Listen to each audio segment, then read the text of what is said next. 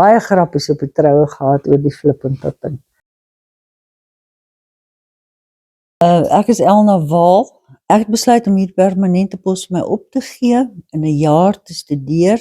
Mense in Amerika met wie ek nou nog vriende is. In perdondersteunde terapie. Nou mense vra baie keer die perd, hoekom jy's die perd? Hoekom die klem op die perdry? Dan was daar baie antwoorde wat jy kan sê. Die perd is hierdie groot dier, hierdie imposante geaardheid, hierdie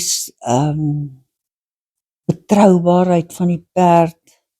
Want ek het altyd vir die kinders gesê, man, as jy vir die perd jou geheime vertel, jy moet verseker wees, hy sal dit nooit oorvertel. Net toe ek begin het met die terapie vir groepe, het ek gewerk met 'n kinderhuis daar naby Mooikrans, daar op die Hoëveld van die Ou Transvaal. En ons het besluit saam met die kinderhuis, sielkundige en die personeel, dat ons die 8 dogters sal vat wat die terapie die meeste nodig het. Daar was baie meer as 8, maar ons het besluit ons kan 8 hanteer. En die 8 dogters was verkrachtingsslagoffers. En daarom het hulle ook van kleins af, van daardie verwerping van ouers, het hulle verskriklike trauma beleef. En die perd kon so mooi in hierdie storie inpas. Want ek het as die dogters kom, het ek vir hulle elkeen 'n perd gegee, wat hulle onmiddellik voorlief geraak het. En dan het ek vir hulle groot foto van die perd gemaak, wat hulle kon saamvat na hulle koshuis toe, wat hulle in hulle kamer kon ophang. En ek het agtergekom, daai perd skuif so bietjie in die herinneringe. Want jy weet, 'n getraumatiseerde persoon, die terugflitse van sy trauma, hou hom die hele tyd besig. Hy kan eintlik nie iets doen nie, want daai terugflitse is gedurig daar. En ek het agtergekom dat die perd vul daai plek, sodat hierdie terugflitse al verder en meer op die agtergrond gaan. Maar aan die einde van so 'n sessie kon hierdie dogters Mooikrans toe kom vir 'n naweek. Dan het ons vir hulle 'n normale huis geskep. Ons het 'n sitkamer gehad en 'n kombuis en net soos 'n gewone huis, wat heeltemal anders as die kinderhuis. Sodat hulle ook kan kook en bak in die huis en dan soort van huis speel. En die kinders het so uitgesien daarna, want hulle het gehoor by die ander, dat dit nou eintlik die kersie op die koek was. Ons het 'n merrie gehad en almal het geweet hierdie merrie moet vul. En dis die filletjie gebore en my beleid was maar, jy meng nie in met dit nie, dis die natuur. En ons het toe tog na 'n paar dae gesien dat maar die filletjie, weet so 2 dae, die filletjie drink nie regtig nie. En ek sê, right, Calypso moet nou inkom, dat ons kyk wat aangaan. En toe ons die eier van die perd sien, toe sien ek, dis heeltemal 'n kanker, dit is kliphard met kanker. Die filletjie sal, daar's geen melk nie. En ons het besluit om die filletjie dan nou hansgroot te maak, saam met die dogters. En 'n hansgrootmakery van 'n filletjie, dit werk nie eintlik. En ek het gesien, die ding gaan nie werk nie. Die filletjie gaan doodgaan. En die filletjie is toe dood, en toe wou Calypso nie weer terugkom na die arena waar sy toom in 'n saal sou kry soos in die verlede nie. Sy het die idee gehad, ons het die filletjie doodgemaak.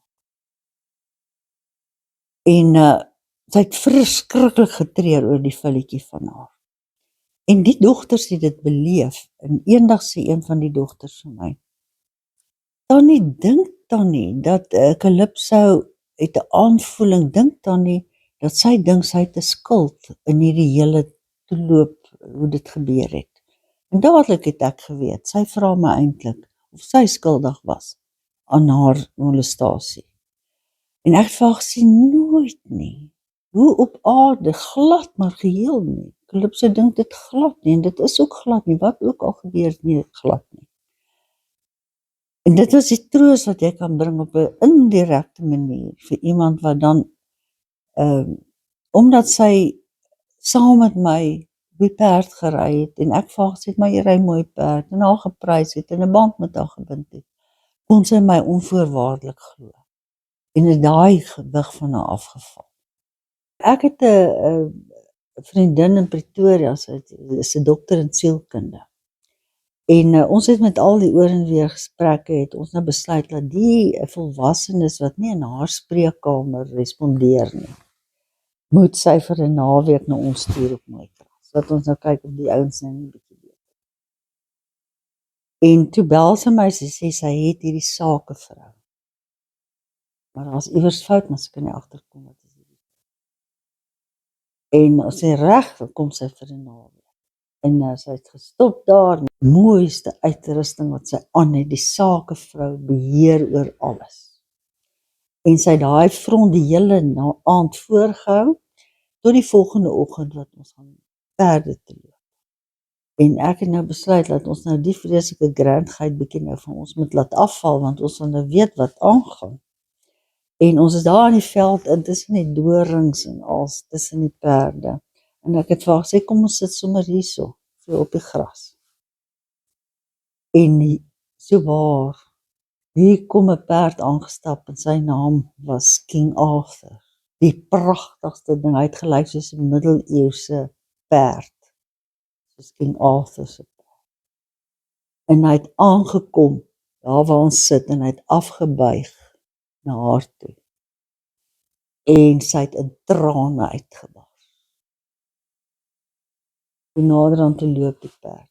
Toe sê ek, nou kan jy my. Daar het sy al vertel. Wat sy altyd probeer wegsteek het, sy daar vertel. En al wat die ou moet doen, jy moet luister. En omdat jy self klomp jare deur baie goed gekom het, kan jy verstaan wat sy sê. En sy daar klaar gepraat het, as dit nou agtermiddag word al daar in die veld, maak dit nie saak nie, dan loop jy huis toe, dan het al hierdie goed van jou afgeval. Met so 'n groepie wat daar kom kuier een vakansie, kom die pa en ma met die bakkie en hulle 2 kinders agter op die sitplek. En die eerste aand wat die kinders daar is, kom hulle vir my sê nou Japie sê hy gaan selfmoord pleeg. En ek dink, wat nou? En ek stap na die slaapsaal toe en ek sê, Japie, wat is dit nou? Nee, hy gaan nou vanaand selfmoord pleeg.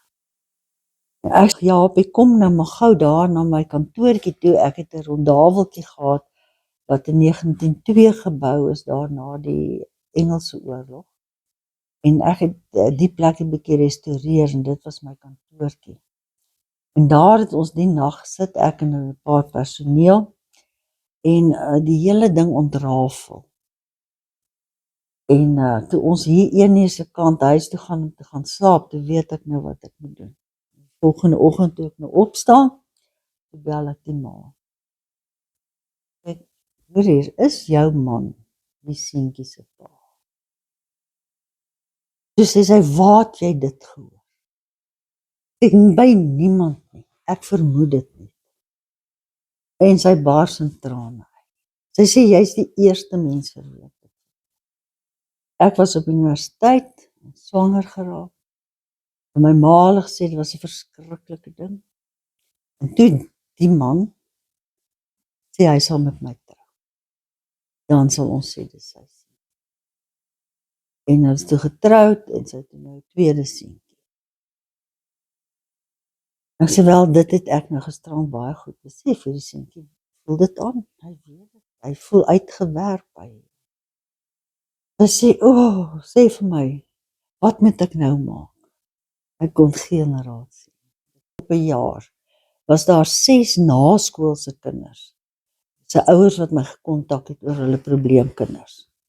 Die een dogter het 3 of 4 selfmoordpogings agter die rug gehad. Die ander seun was universiteit toe, maar hy het homself toegesluit in sy koshuiskamer en nie daar uitgekom nie. Die ander een het met dwelms begin. Ek het vir hom gesê, ek neem hom nie. Maar hy het toe nou die dwelms heeltemal gestaak en so aan. In hierdie jaar het hierdie 6 jong mense so herstel, dat ek begin dink het, maar ek moet miskien dit doen, eerder as die skoolgroepe, dat ek soort van 'n jaar die kinders net oor hulle probleme kry, dan kan hulle universiteit toe gaan of in 'n werk gaan. baie mooi stories oor hierdie wat gebeur het met hierdie 6 ouetjies wat die jaar daar was. Dit was so 'n groot genade. Die een ouetjie, 'n vreeslike weerbarstige, jong, pragtige dame wat verskriklik goed kon perdry. Het ons eendag gesit en sy het aantekeninge gemaak en sy het haar boek laat val en ek het gebuk en die boek opgetel en deur die boek geblaai en gesien hulle is vol satanstekens en die groei goed, maar absoluut kunstig. En ek het vir haar gesê, kom vanaand asseblief na ete na die Rondaalwil toe. En ek het die boek vir haar gesê, wat maak jy? Wat is hierdie storie? Die verskriklike goed wat jy daar teken. Wat gaan aan? En natuurlik, waar het jy die reg om my boek te vat? Hoe kan jy dit? En al wat ek vir my die hele tyd gesê het, Here, help my in hierdie ding. Ek weet niks van duiwels uitdryf nie. Ek het nog nooit daarmee te doen gehad nie. Maar dis wat ons nou hier het. En ons het die hele nag, dan skree sy op my, dan skreeu ek op haar. Dan is dit hierdie kant, daardie kant. En naderhand het sy aan die huil gegaan en alles oop. En toe vertel sy vir my 'n verskriklike storie. En haar ma is weer getroud en die stiefseun het haar so stiefbroer. En haar ma daarvan geweet. En die feit dat haar ma niks daaraan gedoen het, daai kind gedryf tot waar sy vriende gekry het wat haar met die satanisme. En op met groot genade van die Here kon ons daai nag daai ding breek. Boek vir my gegee, ek het die ding verbrand en het sy daar uitgegaan as 'n gesonde mens en lewe aangepak, sy is getroud, 2 kindertjies, ek hoor van haar. Een naweek bel daar 'n klomp meisies, hulle is fisioterapeute, hulle is in hulle laaste jaar, hulle wil 'n heerlike naweek op die plaas hê en nou is hulle so 8 dametjies. En ek dink nou 8 dames man, ek gaan my buurmannetjie vra, vreeslike oulike. Hy moet bietjie die Saterdag kom saamry. Hy's nou so 25, 26. Hy moet kom saamry. En ek sien toe nou maar die meisies kan nie te goed perdry nie. So ek gee my beste perde vir die meisies. En ek het daar so perdjie se naam is Pippin. Hy's so 'n onmoontlike ding.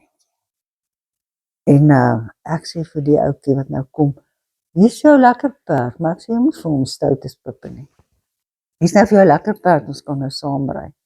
Nou ry ons so uit, ek ry saam en dan's die Pippin, dan hol hy weg met hierdie jong boertjie, dan gooi hy sulke draai en dan sê ek vir die meisies, kyk so boos. Kyk hoe sit hy op daai perd. Hy perd kan net nie af nie. En hulle is so beïndruk van die ouetjie. En 2 van hulle, hy en die ander, een van die ander meisies is getroud later. Baie grappies op die troue gehad oor die Flip en Pippin.